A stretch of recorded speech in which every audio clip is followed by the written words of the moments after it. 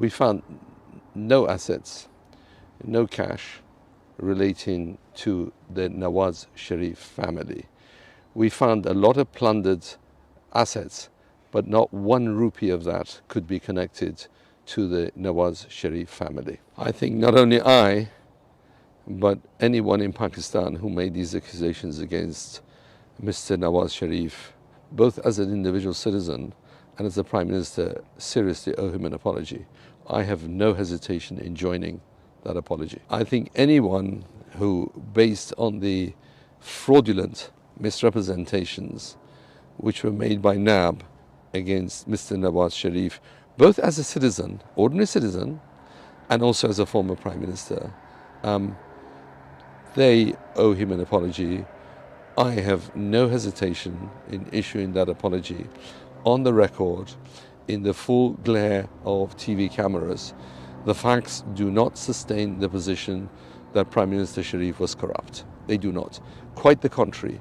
When you've investigated someone for all these years and have not come up with a scintilla of evidence that he has 1 rupee of ill-gotten gains, at a minimum you have to say, I'm sorry, Mr. Sharif, for having made these accusations and have been part of it. I think given what I know of NAB now, I didn't know 22 years ago, Mr. Nawaz Sharif and his family should take this as a badge of honor, frankly, that a corrupt organization, it's a racketeer-influenced corrupt organization masquerading as a National Accountability Bureau.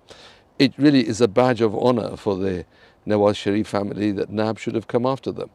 I almost wish they came after me, because if they did, it would show that, you know a person by their enemies. If crooks are your enemies, then you do no right, I think. NAB was set up as a witch hunt against the political opponents of Mr. Musharraf at the time. And of course, the biggest target was Mr. Nawaz Sharif.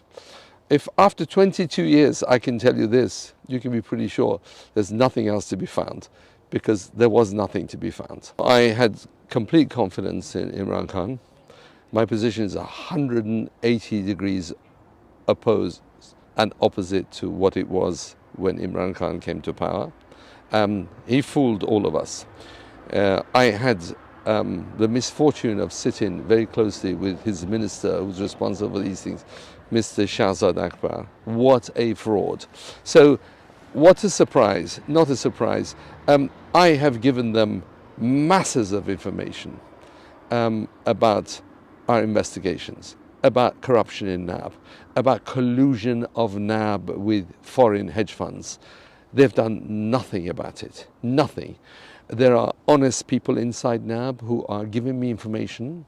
I'm very worried for their safety and security, but they show every evidence that they are more frightened of the Imran Khan government than of their targets. It used to be the case that if you investigated a target, well, you may run into some problems. My sources who are giving me information about the collusion between NAB officials and foreign hedge funds, they have every reason to be frightened of this government. The reason why the government has done nothing is because it's a fraud. It's a complete pack of lies. I've had discussions with the minister, with ministers in the Imran Khan cabinet. I've given them masses of information. They have done nothing, absolutely nothing. Imran Khan government is a fraud. It's a fraud through and through. What I've seen, it has no respect for the rule of law. It has no interest in fighting corruption. I wish it was just hot air, but the consequences for the people of Pakistan are so dramatic, they're so catastrophic, that I have to condemn his government in the most forthright manner without any hesitation.